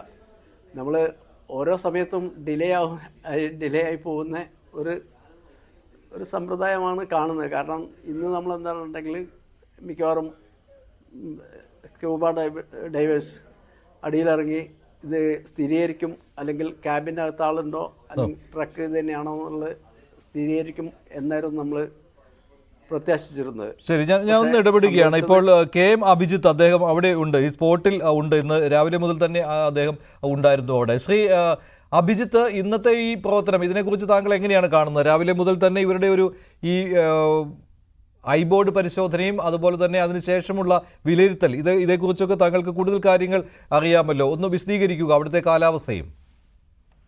നോക്കൂ മഞ്ജുഷ്, ഇവിടെ എക്കോ വരുന്നുണ്ട്. ഇവിടെ എന്നെ സംബന്ധിച്ചോ അല്ലെങ്കിൽ നമ്മളെ സംബന്ധിച്ച് കേരളം ഒന്നാകെ ഒരു കുടുംബവും നാടും ഒന്നിച്ച് പ്രിയപ്പെട്ട സഹോദരൻ അർജുനെ വീണ്ടെടുക്കുമെന്നും ആ വീണ്ടെടുപ്പിനെ സാക്ഷിയാകുമെന്നുമുള്ള പ്രതീക്ഷയോടെയാണ് ഈ നിമിഷം വരെ മുമ്പോട്ട് പോകുന്നത്. ഇന്നലെ വന്ന വാർത്തകളുടെ ഭാഗമായി ഇന്ന് എന്തായാലും അർജുനെ കണ്ടെത്തുമെന്നുള്ള പ്രതീക്ഷയായിരുന്നു. പക്ഷെ ദൗർഭാഗ്യവശാൽ അത്തരമൊരു സാഹചര്യമല്ല. ഒന്നാമത്തത്, മനുഷ്യസാധ്യമായ എല്ലാ കാര്യങ്ങളും ഇവിടെ നടക്കുകയാണ്. ഈ പല ചില കമന്റുകളൊക്കെ ഇപ്പൊ സാന്ദർഭികമായി സൂചിപ്പിക്കട്ടെ, സോഷ്യൽ മീഡിയ ഇടങ്ങളിലടക്കം നടത്തുന്ന കമന്റുകൾ നടത്തുന്ന ആളുകൾ ദയവ് ചെയ്ത് സാഹചര്യം മനസ്സിലാക്കണമെന്ന് അഭ്യർത്ഥിക്കുകയാണ്. നിങ്ങൾ നമ്മളുടെ കേരളത്തിലെ സാഹചര്യമോ കേരളത്തിൽ പെയ്യുന്ന മഴ പോലെ അല്ലെങ്കിൽ വെള്ളപ്പൊക്കം പോലെ ഒന്നുമല്ല ഇവിടെ. നിങ്ങൾ ഒരു 5 മിനിറ്റ് ഇവിടെ പെട്ടെന്നാണ് കാലാവസ്ഥ മാറുന്നതും അതികാഠിന്യമുള്ള മഴയാണ്. നിങ്ങൾ ഇവിടെ ഉണ്ടായിരുന്ന ആളുകളോട് ചോദിക്കുക, നിങ്ങളുടെ റിപ്പോർട്ടർമാരടക്കമുള്ള ആളുകൾ ഇവിടെ ഉണ്ടായിരുന്നല്ലോ. ഒരു മഴ പെയ്യുമ്പോൾ ഇന്നത്തെ രാവിലത്തെ തെളിഞ്ഞ കാലാവസ്ഥയായിരുന്നു കുറച്ചു നേരം, പെട്ടെന്നാണ് മഴ പെയ്യുന്നത്. രാവിലെ പെയ്ത ശക്തമായ മഴയും അതിനൊപ്പം തന്നെയുള്ള കാറ്റും, അതൊക്കെ ഈ സാഹചര്യം പെട്ടെന്ന് മാറുന്നത് നമുക്കൊക്കെ നേരിൽ കാണാവുന്നതാണ്. അതേസമയം തന്നെ ഗംഗാവലി പുഴയിലാണ്, നമുക്കറിയാം നമ്മളുടെ സഹോദരൻ അർജുന്റെ ട്രക്കും അർജുനെയും തെരഞ്ഞുകൊണ്ടിരിക്കുന്ന ഗംഗാവലി പുഴയിലാണ്. ആ പുഴയിലാകട്ടെ ഉള്ളൊഴുക്ക് അതികാഠിന്യമാണ്. അതികാഠിന്യം എന്ന് വെച്ചാൽ ഇന്ന് ബഹുമാന്യായ ശ്രീ ഇന്ദ്രപാലൻ അദ്ദേഹമൊക്കെ അനുഭവ പരിചയമുള്ള അനുഭവ സമ്പത്തുള്ള ആർമിയിലെ റിട്ടയർഡ് മേജർ ആയിട്ടുള്ള ആളാണ്. അദ്ദേഹം അടങ്ങുന്ന ആളുകൾ ഇന്ന് നടത്തിയ വാർത്താ സമ്മേളനം നിങ്ങൾ കേട്ടിട്ടുണ്ടാകും. ശരാശരി ഒരു മനുഷ്യൻ, ഒരു സ്കൂബ ഡൈവ് ചെയ്യുന്ന ഒരാൾക്ക് ഒരു പുഴയിൽ ഇറങ്ങുമ്പോൾ ആ പുഴയിൽ ഒരു 3 ഫീറ്റ് അവരുടെ കണക്ക് വെച്ച് 3 ഫീറ്റാണ് അല്ലെങ്കിൽ അവരുടെ എന്താ പറയുക ആ ഒരു ശക്തി, ആ പുഴയിലെ ഒഴുക്കിന്റെ ശക്തി എങ്കിൽ നിലവിൽ ഇവിടെ 8ആണ്. ആ 3 8ആണ്. നിങ്ങൾ ആലോചിക്കണം, 2 തവണ സ്കൂബ ഡൈവേഴ്സ് ടെസ്റ്റിങ്ങിന് വേണ്ടി ചാടി അവർക്ക് തിരിച്ചു കയറേണ്ടി വന്നു. ആ രീതിയിൽ കുത്തി ഒഴുകുന്ന പുഴയാണ് ഇവിടത്തെ പുഴയിൽ. ഗംഗാവലിയെ സംബന്ധിച്ച് അടിയൊഴുക്കും ഉള്ളൊഴുക്കും വലിയ രീതിയിൽ ക്രമാതീതമായി ഉയരുന്ന ഒരു സാഹചര്യമുണ്ട്. അതേസമയം തന്നെ കരയിലാകട്ടെ മണ്ണിടിച്ചിലിന് ഏത് സമയത്തും സാധ്യതയുള്ള ഇടമാണ്. അപ്പോൾ പ്രതികൂലമായൊരു സാഹചര്യമാണ് ഈ ശിരൂരിൽ ഉള്ളത്. ആ ശിരൂരിലെ പ്രതികൂല കാലാവസ്ഥയിൽ നിന്നാണ് നമുക്ക് നമ്മളുടെ സഹോദരൻ അർജുനെ വീണ്ടെടുക്കേണ്ടത്. നോക്കൂ നിങ്ങൾ, 16-ാം തീയതി അർജുൻ അടങ്ങുന്ന അർജുന പോലും നമ്മൾക്ക് എന്താ പറയുക നഷ്ടമാകുന്ന രീതിയിലേക്ക്, അല്ലെങ്കിൽ അർജുനെ പോലും ഇപ്പോഴും നമ്മൾക്ക് കണ്ടെത്താൻ കഴിയാത്ത രീതിയിലേക്ക് ഒരു മണ്ണിടിച്ചിൽ ഉണ്ടാകുന്നു. ആ മണ്ണിടിച്ചിൽ ഏതാണ്ട് അന്ന് തന്നെ ആ സംഭവം അപ്പൊ പലപ്പോഴും നമ്മൾ ഏറ്റവും മനോഹരമായി മലയാളികൾ ഇപ്പൊ മലയാളികൾ എന്ന് പറയുന്നില്ല, മലയാളികളൊക്കെ അർജുനെ കാത്തിരിക്കുമ്പോഴും അനാവശ്യമായി വിവാദങ്ങൾ ഉണ്ടാക്കാൻ ശ്രമിക്കുന്നവർ പറഞ്ഞുകൊണ്ടിരിക്കുന്നതോ ഒരു ഇടപെടലും ഉണ്ടായിട്ടില്ല എന്നാണ്. നോക്കൂ നിങ്ങൾ, 16-ാം തീയതി മണ്ണിടിച്ചിൽ ഉണ്ടായ ആ സമയത്ത് തന്നെ അന്ന് ഈ ഉത്തര കന്നഡയുടെ ചുമതലയുള്ള മന്ത്രിയും MLA-യും അടങ്ങുന്ന ആളുകൾ ഇവിടെ എത്തി ശക്തമായ തിരച്ചിൽ ഊർജിതമാക്കിയതിന്റെ ഭാഗമായി നമുക്കറിയാം അന്ന് തന്നെയാണ് പിറ്റേ ദിവസമാണ് ടാങ്കർ ലോറി ഈ ഫുൾ ഇന്ധനമുള്ള ടാങ്കർ ലോറി ഒരുപക്ഷെ അത് വലിയ പൊട്ടിത്തെറിയിലേക്കും വലിയ അപകടത്തിലേക്കും ആ പ്രദേശത്തെ ഒന്നാകെ ബുദ്ധിമുട്ടിലേക്ക് കൊണ്ടുപോകുന്ന ടാങ്കർ ലോറിയുടെ ഇന്ധനം നിറച്ചിരിക്കുന്ന ഭാഗം അത് പുഴയിൽ ഒഴുകി നടക്കുമ്പോൾ ആ പ്രതികൂല കാലാവസ്ഥയിലും അതിനെ ആ ഒരു സാഹചര്യത്തെ മറികടന്ന് ജനങ്ങളെ സുരക്ഷിതമാക്കാനുള്ള നടപടിക്ക് ഈ ഭരണകൂടം നേതൃത്വം കൊടുത്തു. അതേസമയം തന്നെയാണ് 7ഓളം ഡെഡ് ബോഡികളെ 7ഓളം മനുഷ്യരുടെ മൃതദേഹങ്ങളും വീണ്ടെടുക്കപ്പെടുന്നത് അവിടെയാണ്. പക്ഷേ അന്നൊന്നും നമ്മളുടെ സഹോദരൻ അർജുൻ ഈ അപകടത്തിൽപ്പെട്ടു നമ്മളത് തിരിച്ചറിഞ്ഞിട്ടില്ല. 18-ാം തീയതി ബഹുമാന്യനായ Shri M K Raghavan M പിയുടെ ഓഫീസുമായി അർജുന്റെ കുടുംബം ബന്ധപ്പെട്ടതിന് ശേഷമാണ് അർജുൻ എന്ന നമ്മളുടെ സഹോദരൻ ലോറിയുമായി വരുന്ന വഴിയിൽ ഈ അപകടത്തിൽപ്പെട്ടിട്ടുണ്ട് എന്ന് പുറം ലോകം അറിയുന്നത്. അന്ന് മുതൽ അർജുനെ രക്ഷിക്കാനുള്ള അർജുനെ വീണ്ടെടുക്കാനുള്ള എല്ലാ മനുഷ്യ സാധ്യമായ നടപടികൾക്കും എല്ലാവരും നേതൃത്വം കൊടുക്കുന്നുണ്ട്. അന്ന് തൊട്ട് ബഹുമാന്യനായ കർണാടകയുടെ മുഖ്യമന്ത്രി സിദ്ധരാമയ്യയുമായും ഉപമുഖ്യമന്ത്രി ഡി കെ ശിവകുമാറുമായും ഇവിടുത്തെ ഉദ്യോഗസ്ഥരുമായും ശ്രീ എം കെ രാഘവൻ നിരന്തരം ഇടപെട്ടിട്ടുണ്ട്. അതേപോലെ തന്നെ കേരളത്തിന്റെ പ്രതിപക്ഷ നേതാവ് ശ്രീ വി ഡി സതീശൻ ഇടപെട്ടിട്ടുണ്ട്. ബഹുമാനപ്പെട്ട കേരളത്തിന്റെ മുഖ്യമന്ത്രി ശ്രീ പിണറായി വിജയൻ അടങ്ങുന്ന ആളുകൾ ഇടപെട്ടിട്ടുണ്ട്. ശ്രീ കെ സി വേണുഗോപാൽ നിരന്തരം ഇടപെട്ടുകൊണ്ടിരിക്കുകയാണ്. അങ്ങനെ ഒരു വലിയ സമ്മർദ്ദം കേരളത്തിന്റെ ഭാഗത്തുനിന്നുണ്ടായിട്ടുണ്ട്. അപ്പോ ഇവിടെ ആ സമയത്താണ് 4-ാം ദിവസം അർജുനെ കാണാതായി 4-ാം ദിവസം ബഹുമാനപ്പെട്ട Shri M K Raghavan M പിയോടൊപ്പം ഞാൻ ഇവിടെ എത്തിയ ഒരാളാണ്. അന്ന് ഞങ്ങൾ എത്തുന്ന ഘട്ടത്തിൽ നിങ്ങൾ അറിയണം 600 കിലോമീറ്ററുകൾക്ക് അപ്പുറത്ത് നിന്ന് ശ്രീ സിദ്ധരാമയ്യ ഇങ്ങോട്ട് കടന്നു വരുന്നു. അദ്ദേഹത്തിന്റെ കൂടെ ചുമതലയുള്ള മന്ത്രി, ജില്ലയുടെ ചുമതലയുള്ള മന്ത്രി, അദ്ദേഹത്തിന്റെ കൂടെ റവന്യൂ മന്ത്രി, അദ്ദേഹത്തിന്റെ കൂടെ മറ്റ് വകുപ്പ് മന്ത്രിമാരടങ്ങുന്ന 4 മന്ത്രിമാരടങ്ങുന്ന സംഘം വരികയാണ്. അന്ന് തൊട്ട് ഊർജിതമായ ശ്രമങ്ങൾ ഇവിടെ നടക്കുന്നു അർജുനെ വീണ്ടെടുക്കാൻ. എല്ലാ രീതിയിലുമുള്ള ക്രോഡീകരണം ഉണ്ടാക്കുന്നു. അതിന് കുടുംബത്തിന്റെ ആവശ്യപ്രകാരം ഇന്ത്യൻ ആർമിയെ വിളിക്കുന്നു, നേവിയെ വിളിക്കുന്നു, NDRF ഇവിടെയുണ്ട്, SDRF ഉണ്ട്. അങ്ങനെ മനുഷ്യസാധ്യമായ എല്ലാ ഇടപെടലും അർജുനെ വീണ്ടെടുക്കാൻ നടക്കുന്നുണ്ട്. നോക്കൂ, അങ്ങനെ ഒരു കൃത്യമായ ഒരു ക്രോഡീകരണവും കാര്യങ്ങളും നടക്കുമ്പോൾ ഒരുപക്ഷെ ആ കുടുംബത്തിന്റെ വൈകാരികതയെ പോലും ചൂഷണം ചെയ്യാൻ പലരും തയ്യാറാവുകയാണ്. ആ അമ്മയുടെ, ആ ഭാര്യയുടെ, ആ സഹോദരിയുടെ ഒക്കെ എന്താ പറയുക, ആ സങ്കടത്തെ, അതിനെയൊക്കെ വൈകാരികതയെ ചൂഷണം ചെയ്ത് ചിലർ അനാവശ്യമായ പ്രചരണം നടത്തുന്നു. ഞാൻ ജിതിൻ ആ ദിവസം തന്നെ അർജുന്റെ സഹോദരി ഭർത്താവ് ജിതിൻ ഇവിടെ ഉണ്ടല്ലോ, ഞങ്ങളൊക്കെ ജിതിനുമായി ബന്ധപ്പെടുകയാണ്. ആ കുടുംബത്തിന് പോലും ഇല്ലാത്ത രീതിയിലുള്ള ആക്ഷേപങ്ങൾ പുറത്തു നിന്ന് ഇതുമായി ഒരു ബന്ധവുമില്ലാത്ത ആളുകൾ പർപ്പസ്ഫുള്ളി ഉണ്ടാക്കുന്നു എന്ന് ഖേദകരമായി പറഞ്ഞു വെക്കുകയാണ്. ഇവിടെ കൃത്യമായ രക്ഷാപ്രവർത്തനം നടക്കുമ്പോൾ, അർജുനെ വീണ്ടെടുക്കാനുള്ള ശ്രമങ്ങൾ നടത്തുമ്പോൾ, പ്രതികൂല കാലാവസ്ഥയിലും ഇത്തരം പ്രവർത്തനങ്ങളെല്ലാം നടക്കുമ്പോൾ കുറ്റപ്പെടുത്താൻ മാത്രം ശ്രമിക്കുന്ന ആളുകൾ ദയവ് ചെയ്ത് ഈ ഒരു അവസരത്തെയൊന്നും ഈ ഒരു സാഹചര്യത്തെയൊന്നും അങ്ങനെ സങ്കുചിതമായ താല്പര്യങ്ങൾ അടിച്ചേൽപ്പിക്കാനുള്ള ശരി അഭിജിത്ത്, അവിടുത്തെ ബ്രീഫിംഗിലും അതുപോലെ തന്നെ അവരുടെ ഒരു വിലയിരുത്തലിലും ഒക്കെ താങ്കൾ കൂടി പങ്കാളിയാണല്ലോ. താങ്കളെ കൂടി അറിയിക്കുന്നുണ്ട്. താങ്കളും അവിടെ ഈ മറ്റ് നേതാക്കളോടൊപ്പം താങ്കളെയും കാണുന്നുണ്ട്. ഇതിൽ ഈ നേവിക്ക് ഇനി ഇറങ്ങുവാൻ സാധിക്കുമോ ഇല്ലയോ എന്നുള്ള കാര്യത്തിലാണല്ലോ ഇപ്പോൾ ഒരു കൺഫ്യൂഷൻ നിൽക്കുന്നത്. അതിലെന്തെങ്കിലും പ്ലാൻ ബി ആയിട്ട് അവിടെ ആലോചന നടക്കുന്നുണ്ടോ? ഈ ഒഴുക്ക് നിയന്ത്രിക്കുന്നതിന് വേണ്ടി എന്തെങ്കിലും സംവിധാനങ്ങൾ? ഞാൻ നേരത്തെ സൂചിപ്പിച്ചു. ഇപ്പൊ ഈ കർണാടകയിലെ നിയമസഭാ സമ്മേളനം നടക്കുകയാണ്. ശ്രീ സിദ്ധരാമയ്യ കർണാടകയിൽ ഈ ഉത്തര കന്നഡയിൽ ശിരൂരിൽ നേരിട്ട് വന്നാണ്. സഭ നടക്കുന്ന ഘട്ടമാണെങ്കിൽ പോലും നിലവിലെ MLA സതീഷ് കുമാർ ശൈലു ഇനി ഇവിടെ നിങ്ങൾ സഭയിലേക്കല്ല, ഈ പ്രവർത്തനങ്ങൾ ക്രോഡീകരിച്ച് ഇവിടെ ഉണ്ടാകണമെന്നും ഏകോപിപ്പിച്ചുണ്ടാകണമെന്നും പറഞ്ഞതിന്റെ അടിസ്ഥാനത്തിൽ കഴിഞ്ഞ 10 ദിവസമായി ബഹുമാനപ്പെട്ട സ്ഥലം MLA സതീഷ് കുമാർ ശൈലു ഇവിടെയുണ്ട്. ഒരുപക്ഷെ മാതൃകാപരമായി ഈ രക്ഷാപ്രവർത്തനങ്ങളെ കോർഡിനേറ്റ് ചെയ്ത് അദ്ദേഹം പോകുന്നു. ഇന്ന് ജില്ലാ കളക്ടറും ഈ സതീഷ് കുമാർ ശൈലും അടങ്ങുന്ന സംഘം ഇവിടെ നിൽക്കുമ്പോൾ തന്നെയാണ് നേരത്തെ ഞാൻ സൂചിപ്പിച്ചു ഇന്ദ്രബാലൻ എന്ന് പറയുന്ന വളരെ സീനിയർ ആയിട്ടുള്ള മേജർ അദ്ദേഹം ഇവിടെ എത്തി. അദ്ദേഹത്തിന്റെ ടീം റിപ്പോർട്ട് കൊടുത്തു. മേജർ അവിടെ ഒരിക്കൽ കൂടി ഞാൻ സൂചിപ്പിക്കുന്നു, നമ്മൾ പ്രതീക്ഷിക്കുന്നതിനും അപ്പുറത്താണ് ഇവിടുത്തെ കുത്തൊഴുക്ക്. ഞാൻ പറഞ്ഞത് വീണ്ടും ആവർത്തിക്കുകയാണ്. ഒരു സ്കൂബ ഡൈവർ വെള്ളത്തിലേക്ക് ചാടണമെങ്കിൽ അതിന്റെ ഒഴുക്കിനൊരു അളവുണ്ട്. ആ നിശ്ചിത ഒഴുക്കിനേക്കാൾ ഇരട്ടിയിലധികം ഒഴുക്കാണ് ഇവിടെ ഉള്ളത്. അപ്പൊ സ്വാഭാവികമായിട്ട് അതിന്റെ ചില പരിമിതികളുണ്ട്. പക്ഷെ ആ പരിമിതികളെയും തരണം ചെയ്യാൻ കഴിയുന്ന കാര്യങ്ങൾ ഇവിടെ നോക്കൂ. ആധുനിക ഇന്ത്യൻ ആർമിയുടെ കയ്യിലടക്കമുള്ള ആധുനിക യന്ത്ര സാമഗ്രികളെല്ലാം ഇവിടെ കൊണ്ടുവന്നിരിക്കുന്നു. അതൊക്കെ വെച്ച് ടെസ്റ്റിംഗ് നടത്തുന്നു. സാധ്യമായ എല്ലാ കാര്യങ്ങളും ചെയ്യുകയാണ്. പക്ഷേ എന്തുകൊണ്ടോ കാലാവസ്ഥ നമുക്ക് പ്രതികൂലമാണ്. നമ്മൾ വിചാരിക്കാത്തതിനേക്കാൾ ഭീകരമായിട്ടുള്ള ഒരു ഒഴുക്കും സാഹചര്യം. അതാണ് അഭിജിത്ത്, അതാണ് ഞാൻ ചോദിച്ചത്. അപ്പോൾ നാളെയും ഇങ്ങനെ തന്നെയാണെങ്കിൽ എന്തെങ്കിലും ഒരു പ്ലാൻ ബിയിലേക്ക് അവിടെ അവർ പോകുന്നുണ്ടോ? ഈ നേവിയുടെ ഒരു ഔദ്യോഗികമായ വിശദീകരണം ഇന്ന് കിട്ടിയിട്ടില്ല. ഈ ഒഴുക്ക് ഇങ്ങനെ തുടർന്നു കഴിഞ്ഞാൽ മുങ്ങൽ വിദഗ്ധർക്ക് എന്തായാലും ശ്രമിക്കാൻ പറ്റുകയില്ലല്ലോ. അപ്പോൾ ഒഴുക്കിനെ നിയന്ത്രിക്കുന്ന രീതിയിൽ എന്തെങ്കിലും അങ്ങനെ ഒരു പ്ലാൻ ബി നടക്കുന്നുണ്ടോ? അതിനെ ഒഴുക്കിനെ നിയന്ത്രിക്കാനും ആ പ്രദേശത്ത് നമ്മൾ കണ്ടെത്തേണ്ടുന്ന വസ്തു വീണ്ടെടുക്കാനുള്ള അല്ലെങ്കിൽ ട്രക്ക് പരിശോധിക്കാൻ വീണ്ടെടുക്കാനുള്ള മേഖലയിൽ ശരി അഭിജിത്ത്, ഇപ്പോൾ നേവിയുടെ കാര്യം നമുക്ക് ഒന്നുകൂടി കൺഫേം ചെയ്യാം. ഇപ്പോൾ defence PRO Atul Pillai telephone ലൈനിൽ ചേരുകയാണ്. ശ്രീ അതുൽ പിള്ള, ഇപ്പോഴും ഡൈവേഴ്സിന് ഇറങ്ങാൻ പറ്റാത്ത രീതിയിൽ, ഞാൻ നാളത്തെ കാര്യമാണ് ചോദിക്കുന്നത്, എന്താണ് ഇപ്പോൾ നേവിക്ക് ഇപ്പോഴും അത് തടസ്സം തന്നെയാണ് അല്ലേ? ഒഴുക്ക് ശക്തമാണ് അല്ലേ? അതെ അതെ അതെ ഇപ്പോഴും ഇന്നും ഒരു കറണ്ട് വന്നിട്ട് ഒരു 5 to 8 ഇടയ്ക്ക് വേരിയബിൾ കറണ്ട് ആയിരുന്നു, സ്പീഡ് 5 to 8 ഇടയ്ക്ക്. അപ്പോൾ എന്തെങ്കിലും അതിൽ ഈ പ്ലാൻ ബി ആയിട്ട് ചെയ്യുന്നുണ്ടോ? എന്തായാലും നാളെയും ഇങ്ങനെ തന്നെയാണെങ്കിൽ പിന്നെ ഇനിയും ദിവസങ്ങൾ ഇങ്ങനെ നീണ്ടു പോകുമല്ലോ ശ്രീ അതുൽ പിള്ള. അന്ത ഡേഞ്ചേഴ്സ് അറിയുള്ളൂ. ഇങ്ങനെയുള്ള കറണ്ടിൽ ഡൈവേഴ്സിന് നമുക്ക് ആ ഒരു റിസ്ക് ചെയ്തിട്ട് പുള്ളിക്കാരന് അത് ആ ഒരു ഓപ്പറേഷൻ ചെയ്യാൻ പറ്റില്ല. ഈ ഒരു സ്പീഡിൽ നമുക്ക് ഈ ഒരു കറണ്ട് 2 to 3 knots കിട്ടാതെ നമുക്ക് ഡൈവേഴ്സിനെ ഇറക്കാൻ പറ്റത്തില്ല.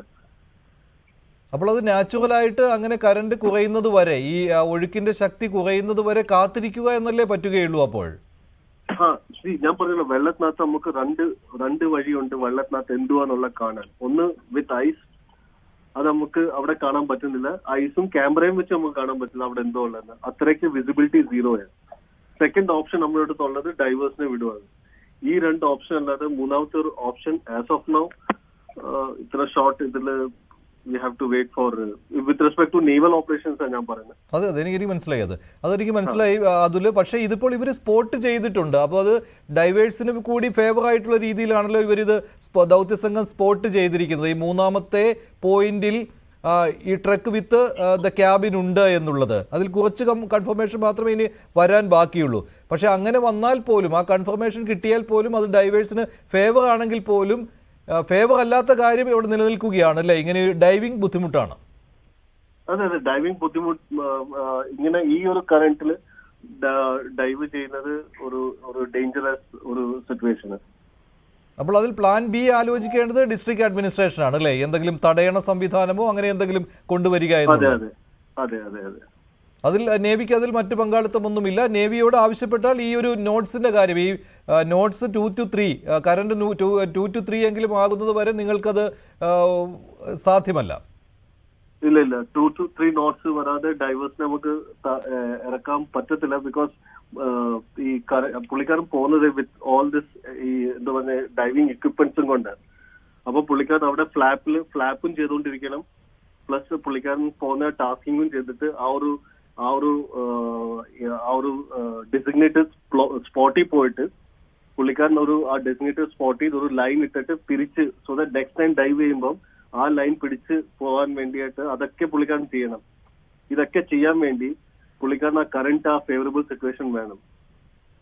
ഫോർ എക്സാമ്പിൾ, പുള്ളിക്കാരൻ അകത്ത് പോയി പുള്ളിക്കാരന് ആ ഒരു വണ്ടി ട്രക്ക് കിട്ടിയെന്ന് വെച്ചു. സോ സെക്കൻഡ് തിങ് പുള്ളിക്കാരൻ എന്തോ ചെയ്യാൻ പോകുന്നത് വെച്ചാൽ അവിടെ പോയിട്ട് ഈ ഡൈവർ ഒരു സ്ട്രോങ് പോയിന്റിൽ ഒരു ലൈൻ കെട്ടിയിട്ട് ആ ലൈൻ തിരിച്ച് ബോട്ടിൽ കൊണ്ടുവരും. സോ ദാറ്റ് നെക്സ്റ്റ് ഡ്രൈവർ പോകുമ്പോൾ പുള്ളിക്കാരൻ ആ ലൈൻ പിടിച്ചിട്ട് ആ ലൈൻ ഗൈഡ് ചെയ്യും. അത് ഗൈഡിങ് ലൈൻ എന്നാ പറയുന്നത്. ഇതൊക്കെ പുള്ളിക്കാരൻ അകത്ത് പോയി ചെയ്യണം വിത്ത് ആ ഒരു സെറ്റ് വെച്ചിട്ട്, ഡൈവേറ്റർ സെറ്റ് വെച്ചിട്ട്. അപ്പോൾ അത്രയും സ്റ്റേ കിട്ടുവാനായിട്ട് ബുദ്ധിമുട്ടുള്ള കാര്യമാണ്. ഈ ഒരു ഇപ്പോഴത്തെ ഈ കറണ്ട് സിറ്റുവേഷൻ അനുസരിച്ച് അത് ബുദ്ധിമുട്ടുള്ള കാര്യമാണ്. പിന്നെയുള്ളത് ബാക്കി കാര്യങ്ങൾ പ്ലാൻ ബി അനുസരിച്ച് ഡിസ്ട്രിക്ട് അഡ്മിനിസ്ട്രേഷൻ ചെയ്യേണ്ട കാര്യങ്ങളാണ്. പിന്നെ ഒരു കാര്യം കൂടി, ഒറ്റ സംശയം കൂടി, നിങ്ങളുടെ എക്യുപ്മെന്റ്സ് വെച്ചുകൊണ്ട് ഈ സോണാർ പരിശോധനയിൽ കണ്ട അതേ കാര്യം തന്നെയല്ലേ ഏകദേശം ഇപ്പോൾ ഈ ഐബോർഡിലും കണ്ടിരിക്കുന്നത്? അതോ അതിൽ നിന്ന് ഒരുപാട് വ്യത്യാസം വന്നിട്ടുണ്ടോ? ഞങ്ങൾ പറഞ്ഞല്ലോ, ഞങ്ങൾ ആദ്യം ഈ സോണാർ വെച്ച് ചെയ്തപ്പോൾ ഞങ്ങൾക്ക് 4-5 കോൺടാക്ട്സ് കിട്ടിയായിരുന്നു. ഈ 4-5 കോൺടാക്ട്സിനെ മാറ്റിയിട്ട് ഞങ്ങൾക്ക് പ്രോബിൾ സ്ട്രോങ് സിഗ്നൽ എന്ന് പറയത്തില്ല, സ്ട്രോങ് ആയിട്ട് അനലൈസ് ചെയ്തിട്ട് അതിനെ ഇത് ചെയ്ത് അതാ ഈ 2 പ്രോബിൾ കോൺടാക്ട്സ് നമ്മൾ പ്രൈമറി 2 കോൺടാക്ട്സ് പറഞ്ഞേക്കുന്നത്. ഹലോ, അപ്പോൾ അതും ഇപ്പോൾ ഐബോർഡിലും ഏതാണ്ട് അക്കാര്യങ്ങൾ സ്ഥിരീകരിച്ചിരിക്കുകയാണല്ലോ. പക്ഷെ ഈ ലെങ്തിന്റെ കാര്യത്തിൽ ഇപ്പോൾ ഡൗൺ സ്ട്രീമിൽ എത്ര അകലെയാണ് ഈ ക്യാബിൻ വിത്ത് ലോറി, ആ ഒരു കാര്യം ഇതിലിപ്പോൾ ഐബോർഡിൽ വന്നിരിക്കുന്നത് ഏകദേശം 50 മീറ്ററോളം അകലെയാണെന്നാണ്. പക്ഷേ സോണാറിൽ വന്നത് 20 മീറ്റർ എന്നാണ് അല്ലേ? അതെ, ഈ സോണാറിൽ വന്നിരിക്കുന്ന ഈ പിക്ചർ ഉണ്ടല്ലോ, ഞാൻ ആ പിക്ചർ ഇന്നലെ നമ്മൾ ഷെയർ ചെയ്തത്, ഈ പിക്ചർ കണ്ടല്ലോ. അതെ. അപ്പം ആ പിക്ചർ കാണിച്ചത് ബിക്കോസ് അത് കാണിക്കാൻ വേണ്ടി സോണാർ ഈ പിക്ചർ നമുക്ക് തന്നേക്കുന്ന ഈ പിക്ചറിന്റെ അതിന്റെ എക്സ്പേർട്സിനെ അനലൈസ് ചെയ്തിട്ട് നമ്മൾ പ്രോബബിൾ ലൊക്കേഷൻ അത് പറഞ്ഞെങ്കിൽ ഇതെല്ലാം ഇപ്പൊ ഏത് വഴി നമ്മളെ കണ്ടുപിടിച്ചാലും മെയിൻ ഇതെന്ന് വെച്ചാൽ ഡൈവറിന് എങ്ങനെയെങ്കിലും അകത്ത് കയറണം. അത് മാത്രമേ ഉള്ളൂ നമുക്കൊരു പോസിറ്റീവ് ഐഡന്റിഫിക്കേഷൻ കിട്ടാൻ ഇത് ചെയ്യാൻ പറ്റുള്ളൂ. താങ്കൾ ഈ പറയുന്ന ഒരു നിരാശയുണ്ടാക്കുന്ന ഒരു കാര്യമാണല്ലോ ശ്രീ അതുൽ പിള്ള. വേറെ ഒരു വഴിയും ഇക്കാര്യത്തിൽ കാണുന്നില്ല അല്ലെ? വേറെ ഒന്നും നേവിയുടെ ഭാഗത്ത് നിന്ന് ഒരു ഓപ്ഷൻ ഇല്ല. നേവിക്ക് ഞാൻ 2 knots ഞാൻ പറഞ്ഞ 2 knots ഒരു ഡൈവറിന് ഇത് ചെയ്യാൻ പറ്റില്ല. But still if it is 3 knots ആയാലും ഡൈവർ അവിടെ പോകാൻ ഹീസ് ട്രെയിൻഡ്. ബാക്കി എല്ലാ ഹേർഡിൽസും അവിടെ ഉണ്ട്. വെള്ളത്തിനകത്ത് ഒബ്സ്ട്രക്ഷൻസും വിസിബിലിറ്റിയും അതൊക്കെ ചാലഞ്ചായിട്ട് എടുത്തിട്ട്, പക്ഷെ ഈ നേച്ചർ നമുക്കത് സപ്പോർട്ട് ചെയ്തില്ലെങ്കിൽ വിത്ത് ദിസ് നോട്ട് ഈ സ്പീഡിൽ നമുക്ക് അവിടെ ഡൈവിങ് ചെയ്യാൻ പറ്റത്തില്ല. അതല്ലെങ്കിൽ വെള്ളം ക്ലിയർ ആവണം. അങ്ങനെ ഉണ്ടെങ്കിൽ നമുക്ക് ക്യാമറ എന്തെങ്കിലും വിട്ടിട്ട് ചെയ്യാം. പക്ഷെ വെള്ളം ക്ലിയർ ആവുന്നതിനെക്കാട്ടിലും എനിക്ക് തോന്നുന്ന കറണ്ട് റെഡ്യൂസ് ആവും. അതേ റെയിൻ വന്നില്ലെങ്കിൽ അതേ ഒരു ചാൻസ് ഉള്ളൂ. ശരി, നന്ദി. കമാൻഡർ അതുൽ പിള്ളയാണ് സംസാരിച്ചത്. അദ്ദേഹം ഡിഫൻസ് PRO-യാണ്. നേവി ഇപ്പോൾ അനുഭവിക്കുന്ന ഒരു ബുദ്ധിമുട്ടാണ് ഈ ദൗത്യത്തിൽ അദ്ദേഹം വിശദമാക്കിയത്. ശ്രീ അഭിജിത്ത്, ഇന്നത്തെ അതേ സ്ഥിതി തന്നെയാണ്, ഇപ്പോഴും അതേ സ്ഥിതി തന്നെയാണെന്നാണ് ഡിഫൻസ് PRO പറയുന്നത്. നേവിക്ക് ഈ കറണ്ട് കുറയാതെ, അതായത് ഒഴുക്ക് കുറയാതെ മുങ്ങൽ വിദഗ്ധരെ വിടുന്നതിന് ബുദ്ധിമുട്ടുണ്ട്. അഭിജിത്ത്, അങ്ങനെയാണെങ്കിൽ നാളെ, അതാണ് ഞാൻ ചോദിച്ചുകൊണ്ടിരിക്കുന്നത്, ഈ പ്ലാൻ ബി വരേണ്ട ആവശ്യമുണ്ടല്ലോ. അത് ഡിസ്ട്രിക്ട് അഡ്മിനിസ്ട്രേഷനാണ് അതിലൊരു തീരുമാനം എടുക്കേണ്ടതില്ലേ? നേരത്തെ ശ്രീ ഇന്ദ്രബാലൻ സാറും അങ്ങനെ തന്നെയാണ് പറഞ്ഞത്. അതിലൊരു തീരുമാനം ഡിസ്ട്രിക്ട് അഡ്മിനിസ്ട്രേഷൻ്റെതായിട്ടാണ് വരേണ്ടതെന്ന്. അതായത് ഒരു സർക്കാർ തീരുമാനം വരണം. തീർച്ചയായിട്ടും. കാരണം ഇന്ന് ഇതിന് ശേഷം ബഹുമാനപ്പെട്ട സതീഷും അതുപോലെ തന്നെ SP ടീമും ഒക്കെ ഇന്ന് ഉച്ചയ്ക്ക് തന്നെ ഒരു മീറ്റിംഗ് ഇരുന്നിരുന്നു. അപ്പൊ നമ്മൾ അതിനു മുൻപ് തന്നെ ഇതിന് ഒരു സെക്കൻഡ് ഒരു ഓപ്ഷൻ വേണമെങ്കിൽ അതിന്റെ സാധ്യതകളെ കുറിച്ചെല്ലാം ചർച്ച ചെയ്തു. ഞാൻ വീണ്ടും പറയുന്നു, നേരത്തെ തന്നെ നിലവിലെ ഒഴുക്ക് കറണ്ടിൽ വരെ പോകുന്നത് നേവിക്ക് ഓക്കെയാണ്. നേവി സ്കൂബ ഡൈവേഴ്സ് എല്ലാ പരിശീലനവും ലഭിച്ച സ്കൂബ ഡൈവേഴ്സ് 3 കറണ്ടുള്ള സ്ഥലങ്ങളിൽ വരെ ഇറങ്ങും. പക്ഷെ ഇവിടെ എത്രയാണ്? ഗംഗാവാലിയിൽ 8 അല്ലെങ്കിൽ 6ഉം 8ഉമായിട്ട് മാറുകയാണ്. 6 ഉണ്ടായിരുന്നത് പെട്ടെന്നാണ് 8 ആ രീതിയിൽ പ്രതികൂലമായ ഒരു കാലാവസ്ഥയാണ് ഗംഗാവാലിയിൽ എന്ന് ഇനിയെങ്കിലും ഇത് കാര്യങ്ങൾ അറിയാതെയുള്ള ആളുകൾ, ഞാൻ അവരുടെ അറിവിലേക്ക് തന്നെ പറയുകയാണ്. നോക്കൂ, നിങ്ങൾ പലപ്പോഴും നമ്മളിലൊക്കെ ചില ഇടപെടലുകൾ കൊണ്ടാണ് തോന്നുന്നു പൊതുസമൂഹം വലിയ രീതിയിൽ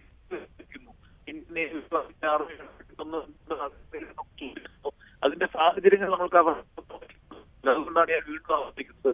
കറന്റ് എന്ന് പറയുന്നത് 6 നിലവിൽ 3 വേഗത്തിന് പകരം 6 അപ്പൊ അത് കുറയണം, ഒന്നാമത്തത്. പക്ഷെ 2, ഇവിടെ സതീഷ് കുമാർ ശ്രീയിൽ തന്നെ മുൻകൈ എടുത്ത് ട്രെൻഡ്, നമുക്കറിയാം ഈ പുഴയിൽ നിന്ന് ചളി മാറ്റുന്നതോ മണ്ണ് മാറ്റുന്നതോ ഒക്കെയുള്ള യന്ത്രങ്ങൾ അത് കൊണ്ടുവരുന്നതിനെ കുറിച്ചുള്ള സാധ്യതകൾ കഴിഞ്ഞ ദിവസങ്ങളിൽ തന്നെ അദ്ദേഹം പരിശോധിച്ചതാണ്. പക്ഷേ അത് ഗോവയിൽ നിന്ന് ട്രെഞ്ച് കൊണ്ടുവരാനുള്ള നടപടിക്കാർക്ക് ഒരു ഭാഗത്ത് നേതൃത്വം കൊടുക്കുന്നുണ്ട്. അഡ്മിനിസ്ട്രേഷനൊക്കെ ഇടപെട്ടുകൊണ്ട് അത്തരം കാര്യങ്ങൾക്ക് നേതൃത്വം കൊടുക്കുന്നുണ്ട്. പക്ഷെ അതിനുള്ള ചെറിയൊരു പ്രയാസം, ഈ ട്രെഞ്ച് വരുന്ന വഴിയിൽ 2 പാലങ്ങളുണ്ട്. അപ്പൊ ആ പാലങ്ങളെ മറികടന്ന് വരിക എന്നതും പോസിബിലിറ്റിയിൽ ചില പ്രയാസങ്ങളുണ്ട്. അപ്പൊ എങ്ങനെയാണ് ഗോവയിൽ നിന്ന് ട്രെഞ്ച്, ഒരു പക്ഷേ അതിൽ നിന്ന് ചെറിയ സൈസിലേക്കുള്ള ട്രെഞ്ചെങ്കിലും വരാനുള്ള സാധ്യത പരിശോധിക്കുന്നുണ്ട്. ശരി, ചില ടെലിഫോൺ ലൈനിലും ചില പ്രശ്നങ്ങളുണ്ട്. എന്തായാലും ഇങ്ങനെ ചില സാധ്യതകൾ കൂടി ഇനി നിലനിൽക്കുകയാണ്. ഇത് എന്തായാലും ഈ സ്ഥലം സ്പോട്ട് ചെയ്ത് കൃത്യമായിട്ട് തന്നെ ഇപ്പോൾ ഐബോർഡ് പരിശോധനയിൽ കണ്ടെത്തി അത് കൃത്യമായിട്ട് സ്പോട്ട് ചെയ്താലും നേവിക്ക് ഇറങ്ങുവാനുള്ള ഒരു അസൗകര്യം അവിടെ നിലനിൽക്കുകയാണ്, ഒഴുക്ക് ശക്തമായതിനാൽ. അതിനെ എങ്ങനെ മറികടക്കും എന്നുള്ള ചിന്തയായിരിക്കും നാളെ കൂടുതലായും. അതിലേക്കായിരിക്കും ഇനി കോൺസെൻട്രേറ്റ് ചെയ്യാൻ പോകുന്നത്. ശ്രീ രവീന്ദ്രൻ, ഇതാണ് ലേറ്റസ്റ്റ് ആയിട്ട് ഏറ്റവും ഒടുവിൽ ഇപ്പോൾ നേവിയും വ്യക്തമാക്കിയിരിക്കുന്നത്. ഒഴുക്ക് ഇപ്പോഴും ഒരു പ്രശ്നം തന്നെയാണ്.